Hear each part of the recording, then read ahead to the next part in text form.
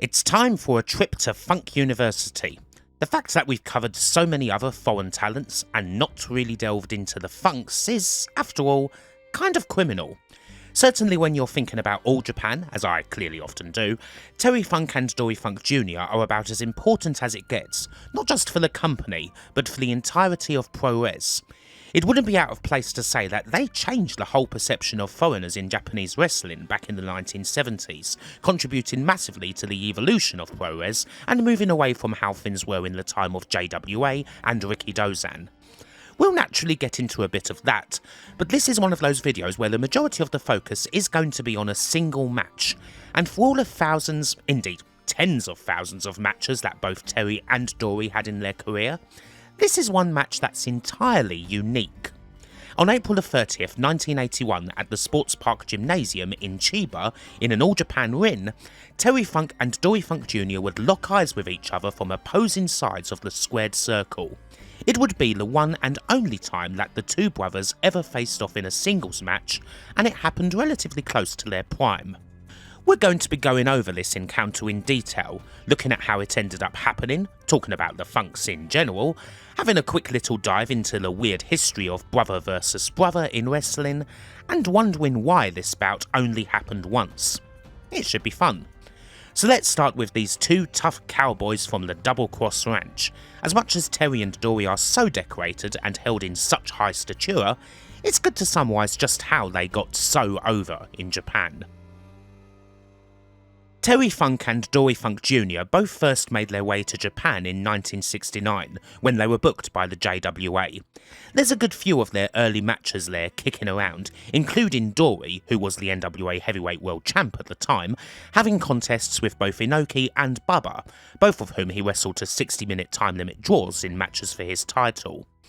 Indeed, the Funk brothers would be Inoki and Bubba's opponents in the B.I. Cannon's last regular tag team match, defeating them by 2-1 on the 7th of December 1971 to win the NWA International Tag Team titles. He was still the NWA champ when the big split happened, and both Funk brothers, as well as their father Dory Funk Sr., were much closer to Bubba than they were Inoki. They would continue to feature in All Japan from the moment the promotion was created, and the Funk's closeness with Bubba helped the new company gain full recognition from the NWA. While New Japan did also eventually get recognition from the NWA after a few years, only All Japan had access to the Alliance as champions.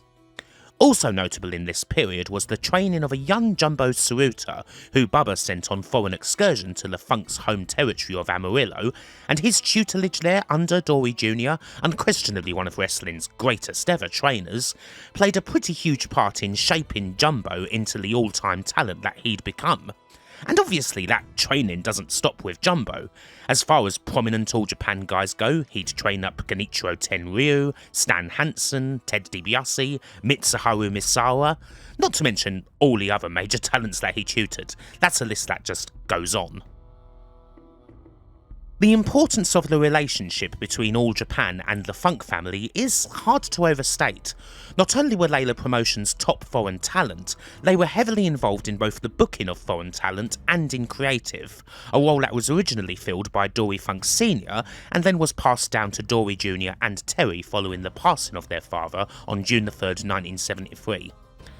What's important to note is that as foreign talents, the Funk brothers were treated pretty differently from what had previously been the norm in pro-res, in which the foreign talents, largely heels, came in and wrestled like heels against the native talents, guys like Freddie Blassie, The Destroyer, Killer Kowalski and Gorilla Monsoon.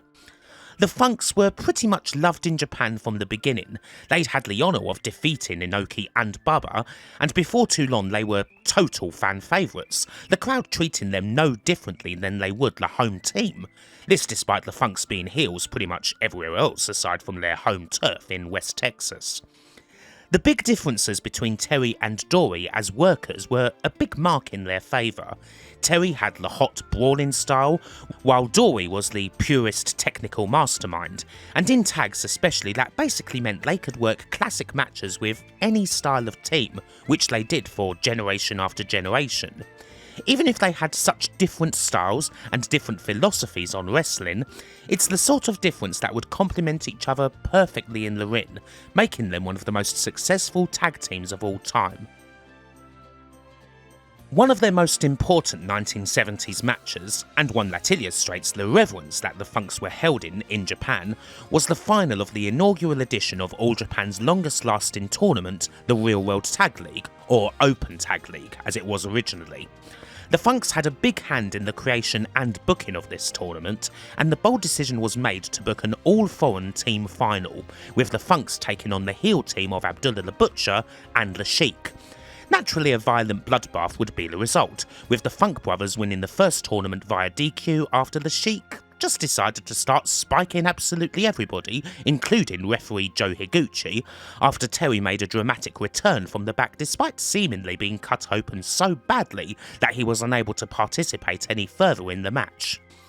The Funks, Abby and Sheik would have plenty of other huge matches in this time, both in tags and singles. It was one of the biggest feuds that the company could put out there, and the Funks would defeat the heels more decisively in the 1979 tournament final, Dory pinning the Sheik after he got accidentally struck with Abby's golden spike. The Funk brothers would eventually win 3 Real World Tag Leagues.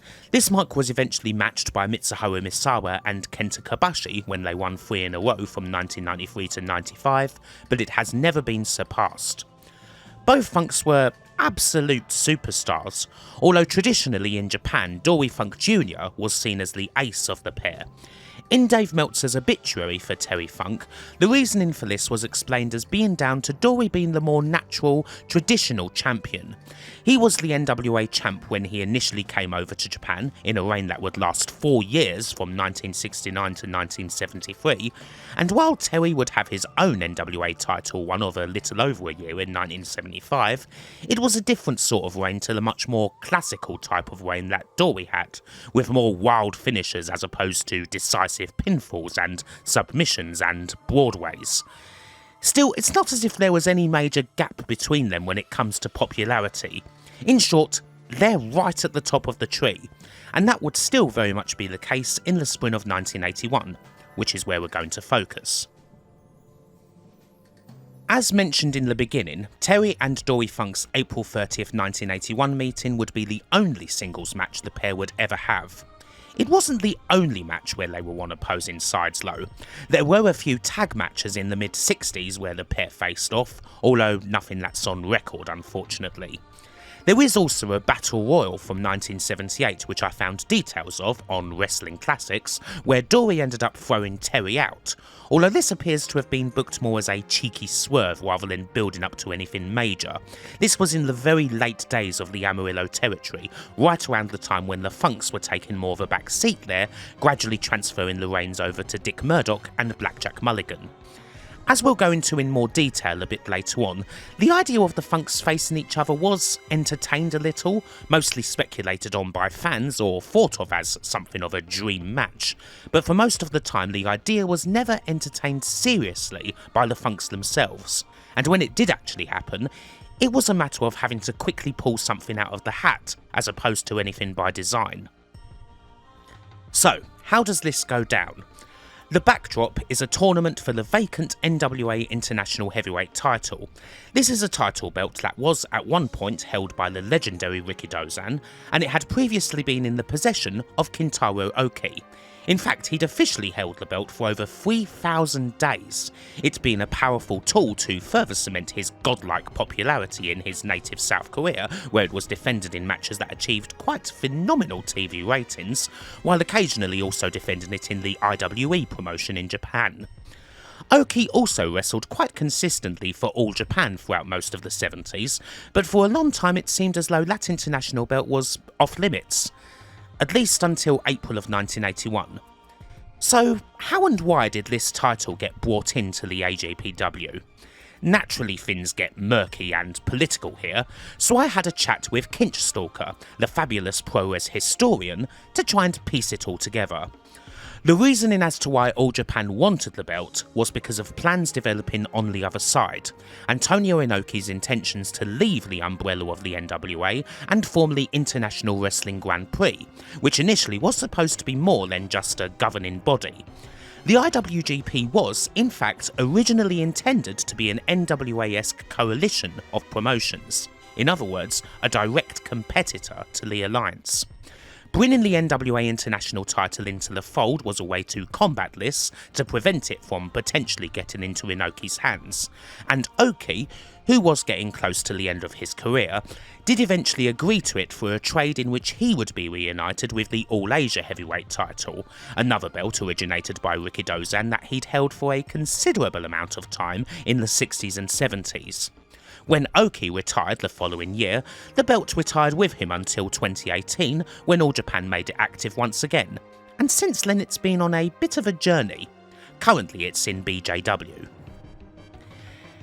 Anywho, the vacant NWA International title's new champion would be decided in a 5-day tournament featuring 8 elite talents: Dory Funk, Terry Funk, Giant Bubba, Abdullah the Butcher, Bruiser Brody, Jumbo Tsuruta, Jack Briscoe, and Tiger Taguchi, better known as Kim Duck. The final, on April 30th, would have seen Dory Funk Jr. go up against Bruiser Brody in Chiba. However, there was a problem, in that Brody wasn't able to compete in that final match. The Intelligent Monster, as he was nicknamed in Japan, was very much on the rise, hugely successful since his debut for the company in 1979, and set to be one of, if not the top foreign talent in All Japan for the next decade, and he was actually booked to beat Dory and win the tournament. However, he suffered a broken ankle in his semi-final match on the 27th against Bubba that would put him on the shelf for a month. And on April 30th, Dory Funk was declared the winner of the tournament and NWA International Champ by default. Still, that leaves the problem of not exactly having a satisfying main event and conclusion to the tournament. And of all the matches available, well, there was certainly one that hadn't been done before. In the end, Terry and Dory thought that the only way to combat the crowd's disappointment at not getting the promised Dory-Brody final was to go against each other. And so, they set it up on the night by bringing the tournament's participants into the ring and drawing lots to see who would face Dory in the main event in Dory's first defence of the title. And of course, Terry got the prize. Terry's pretty cheerful about getting this shot, while Dory doesn't exactly look eager about the whole thing, kind of backing off somewhat. So before we get into the match, you may well wonder why it was that Terry Funk and Dory Funk Jr. only ended up having one singles match ever in their incredibly long careers. There's a couple of perspectives on this, notably the perspective of Terry himself, who wrote about the match in More Than Just Hardcore, his 2005 autobiography. We'll get to that later, but there are a few potential takes. First off, the dream match can end up being something of a mirage.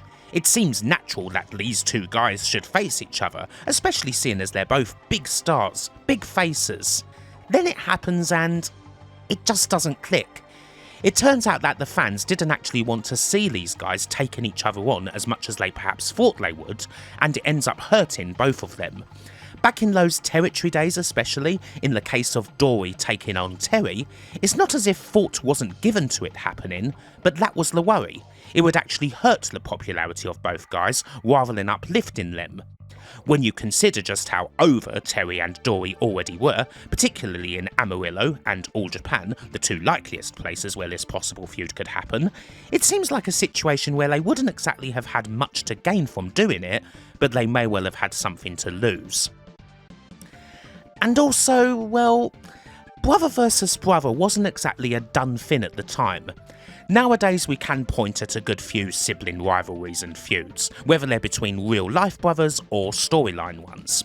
But back then, in 70s and 80s North American wrestling, it was virtually unheard of, particularly against two brothers who were both big stars, to a point where you could basically call it a taboo. The Funks weren't exactly alone in not going against each other.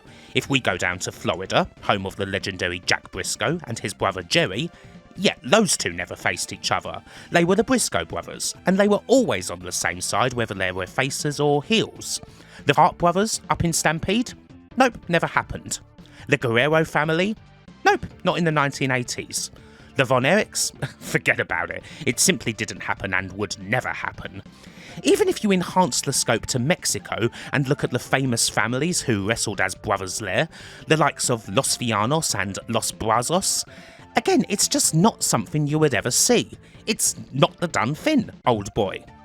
Storyline brothers could be a little different, but still rare. Arn and Ole Anderson, who weren't actually related, did face off in feuds both in the early part of Arn's career and right at the end of Ole's, but it's not exactly well remembered or a major part of either guy's careers. If there is anything from around the time that gets a little close, it's actually Dynamite Kid and the British Bulldog in Stampede, even though they were cousins. When Davey Boy Smith initially came into Stampede in 1981, he did actually feud with Dino for a pretty long time, with familial tension very much on display. Dynamite famously called him a test tube baby. But eventually all was forgiven, they started teaming as the British Bulldogs from 1983, and the rest was history. So yes, it was very rare indeed. When Bret and Owen Hart had their big feud in 1994, honestly, that's probably one of the first instances of the taboo being broken, with two real-life brothers properly going at it, and Bret had some very serious initial misgivings about going through with it at all. There have been more familial feuds since then, whether it's Matt and Jeff Hardy, Dustin and Cody Rhodes, or Jay and Mark Briscoe early on in their careers. And of course there's been some pretty big storyline brother ones. But even then it is still something of a mixed bag when it comes to execution. With all of this in mind, you can see how even if some folks may have thought that the idea of Terry Funk and Dory Funk Jr. going at it may well have been an excellent one, the idea may well have been different from the reality. And when you put this upcoming bout into the context of 1981, as much as it was hastily thrown together, it's not just something that was unique to the careers of both men. At the time, it was unique to just about the entirety of the wrestling world. Well and truly, a once-in-a-lifetime opportunity, and it's about time we started getting into the match itself. Now, before we get right into this, I should lay out a little of what to expect. After all, Terry and Dory are about to go pretty damn long. As I mentioned previously, Dory Funk was considered the ace of the group in Japan, certainly on a technical level. Terry Funk, certainly from a modern perspective, is the more exciting one to watch. He's famed for his brawls, his charisma, for matches that could be pretty ahead of their time. Now that's not to say that Terry couldn't go in the ring when it came to the technical game. He could, and with the best of them. However, Dory Funk is the absolute best of them. The purist, the very definition of a grinder who gradually breaks opponents down on the ground, imposes his will bit by bit, essentially defeats them in mind, body and spirit before applying that spinning toe hold and getting the victory.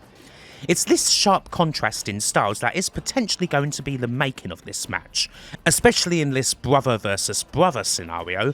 Who's going to be able to assert their style on the match to make the other try and take them on at their own game? So, as Jim Crockett Jr. finishes his preambles, let's get it on. There is, as you might expect, a respectful start and a feeling out process. However, this quickly answers the question of who's going to assert their style on the match.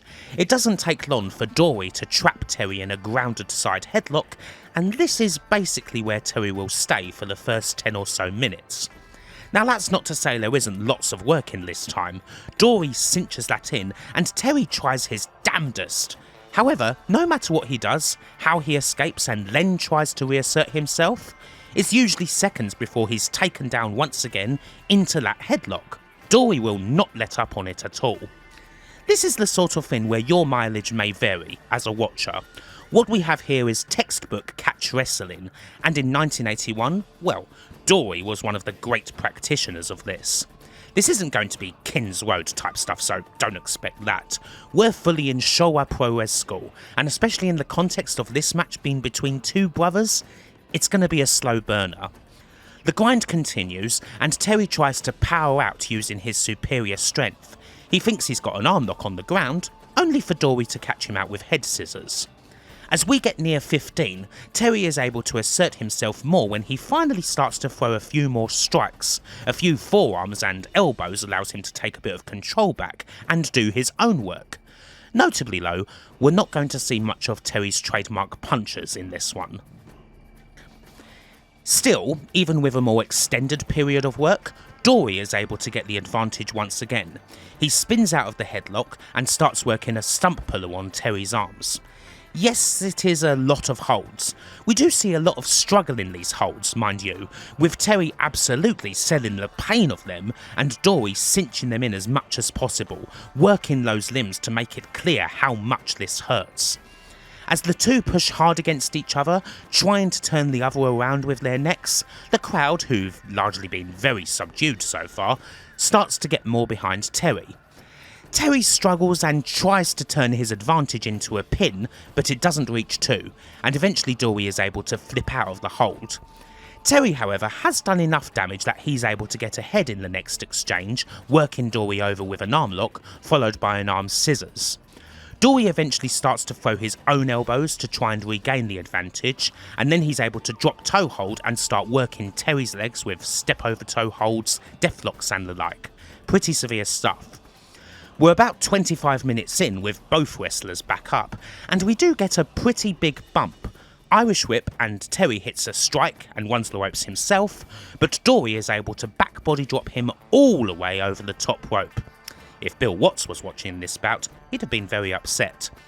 As you might expect, Dory does not choose to press any advantage outside the ring.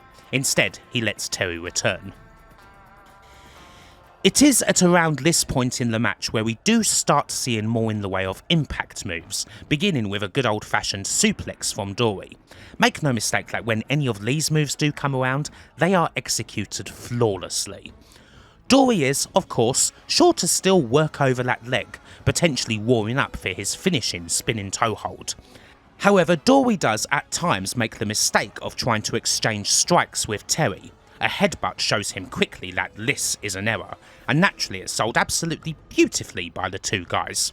I mean, Terry Funk is certainly one of the best groggy sellers there's ever been, and we're seeing plenty of that as this war of attrition carries on.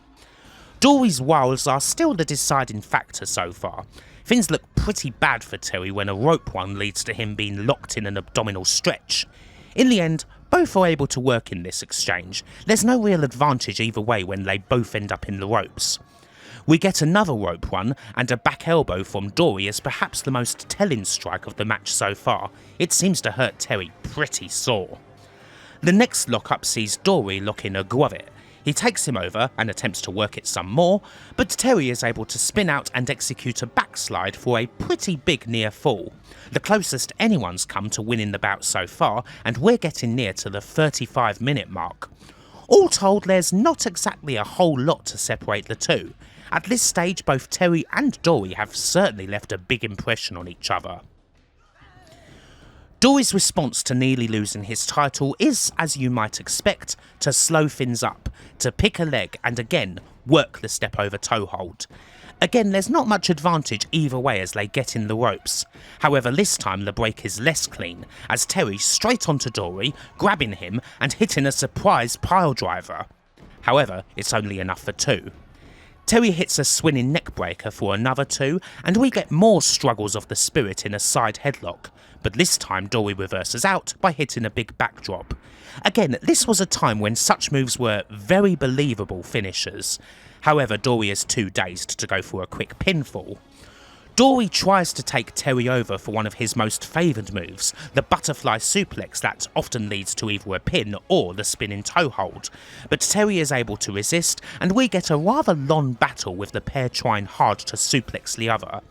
Terry tries to counter out of a headlock with an atomic drop, but Dory blocks it, spins and hits an atomic drop of his own, resulting in more incredible selling from Terry. We're now around 40 minutes in, and Dory, at this point, tries to finish things off by applying a Boston Crab. He cinches it in, and again, Terry sells it like absolute agony. But eventually, painfully, he's able to pull enough spirit together to make it to the corner. Another big elbow smash leaves Terry utterly punch drunk and flailing, but Dory knows his brother too well. He gets out the ring in order to just not engage with it. Dory continues to maintain the advantage with a couple of postings, but once again he's not quite able to execute the butterfly suplex. However, he is able to hit another backdrop soon after. This almost seems to wake Terry up a little, and Dory can barely get 2 from it. 45 minutes in, and Terry suddenly looks more invigorated. Again, Dory desperately tries to slow it down, but it's not going to work. It's here where Terry starts to go into his drunken master mode. He clatters into Dory from a rope one, and then staggers over for some nasty butts with the point of the elbow. Dory fights back with some shots of his own, but Terry tries to execute the pile driver again. However, Dory backdrops him over the top rope again for another nasty spill. It is around here that we get the best moment of the match. That spill seems to have taken a lot out of Terry, and as he gets back into the ring, his arm in particular seems to be hurt very badly. An elder brother instinct seems to take over in Dory, and he doesn't press the advantage. This is flesh and blood, after all, and Dory wants to make sure he's okay. However, it's also the funker. Terry was faking the whole thing. He whips around, picks Dory's leg, and applies the spinning toe hold. Absolutely beautiful stuff, pulls you right in. Despite being in the centre of the ring, Dory is able to eventually escape. But for once, he got outsmarted. We continue the battle. Once again, Dory is able to get an advantage in the ground exchange after countering a headlock with a knee breaker, with the end result of this being a half crab. Still, it should probably be clear by this point that the last thing either of these brothers are going to do is give up to the other. Terry's able to get up, reverse, and send Dory for his own spill over the top rope, even if he ends up going with him. A big suplex back into the ring, and things become even more bad-tempered. Dory's giving elbow strikes in the corner, and Joe Higuchi actually has to count him. A bit unusual for Dory Funk, it must be said. It's at this point where Dory, at long last, is able to execute the butterfly suplex. However, Terry eventually kicks out, and does so again when a disbelieving Dory tries to pin once more. We're over the 50-minute mark, and we're at that stage where we're not sure just what needs to be done in order for someone to claim the win. But almost in an instant, we get an answer. Terry hits some more elbow butts, really going to town on those strikes on the ropes and hitting a shoulder barge, but when he goes for another, Dory dodges and sends him through the ropes. This appears to make Terry really damn sore. He rushes back to the apron. Dory tries to barge him off, but Terry dodges and goes for the sunset flip, which is exactly what Dory Funk wanted. He rolls out, quickly locks Terry in a double leg pin, and gets the 3 count. After exactly 54 minutes, the battle between the brothers is over, and Dory Funk Jr. is still the NWA International Heavyweight Champion. As you might well expect, there's not a whole lot of animosity after the bell rings, even if Terry Funk may well be unhappy at having been caught out in such a way. The brothers are quick to shake hands, embrace and hold each other's hands up, and Terry Funk puts the international title around Dory's waist. And well, that's it. Terry Funk and Dory Funk Jr. will never wrestle each other again. So what to say about this match? For me, it's a damn good one. In this one time that the brothers had to tell a story, they certainly did that. It started out with a slow burn, a grappling exhibition that gradually turned into a war of attrition, a battle that certainly did get hotter, with emotion getting the better of both brothers at points, especially when Terry pulled out some of the tricks that you might not have expected him to use against flesh and blood. It is a pretty good bout. Is it a great one? There is one big problem with the match. The crowd just never really gets that into it, and there's not a whole lot of heat from them at all. Perhaps that crowd reaction proves that indeed, the ideal of a certain match is better than the reality, no matter the quality of the in-ring action. Even though Dory and Terry are both certainly at the top of their game, it doesn't really feel like the crowd wants to see this. Perhaps there's also another reason. I reckon that the crowd were also fairly certain that this bout was going to be a Broadway, with no winner. As such, there is certainly quite a loud reaction when Dory does get the win. It feels as though the audience really weren't expecting that to happen, and so that ends up being a good swerve.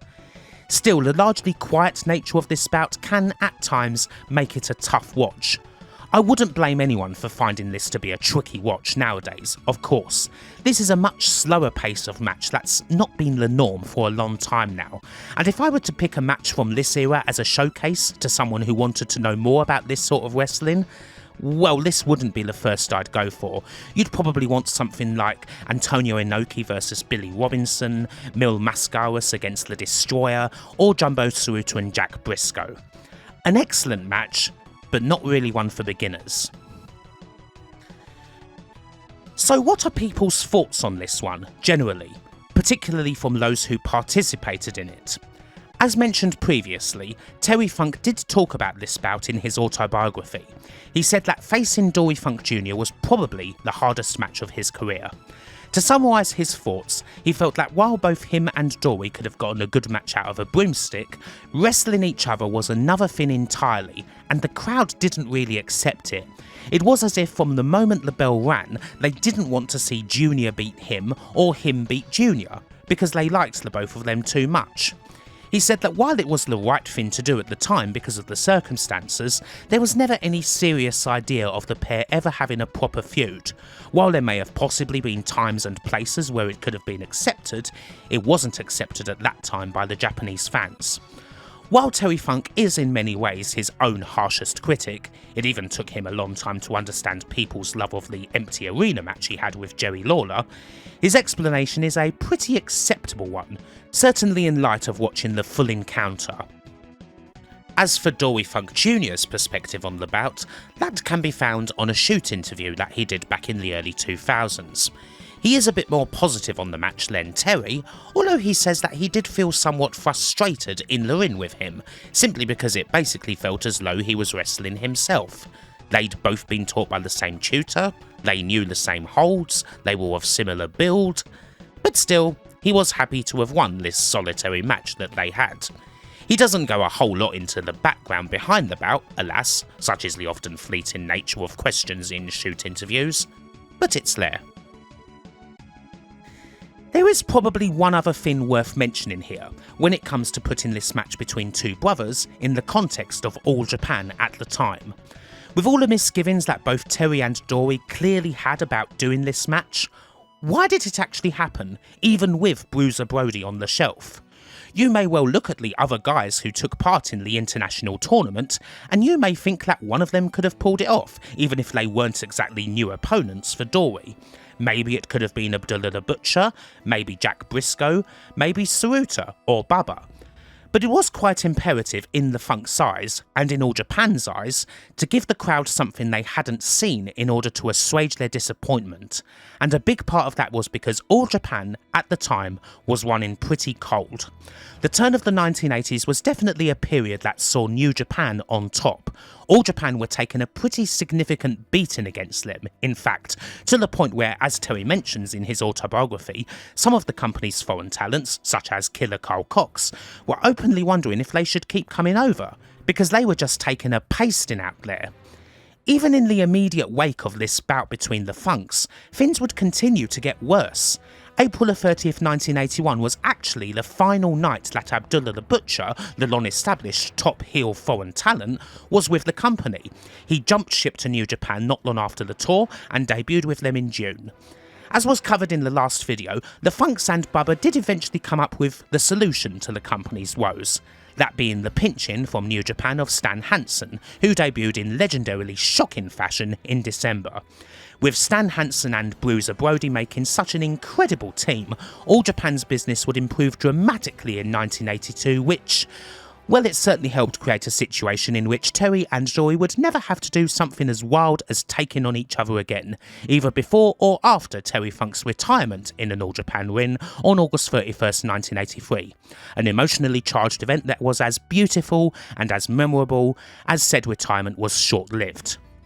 Hopefully you've enjoyed looking at this memorable clash between two legendary brothers, and until the next time, bye for now.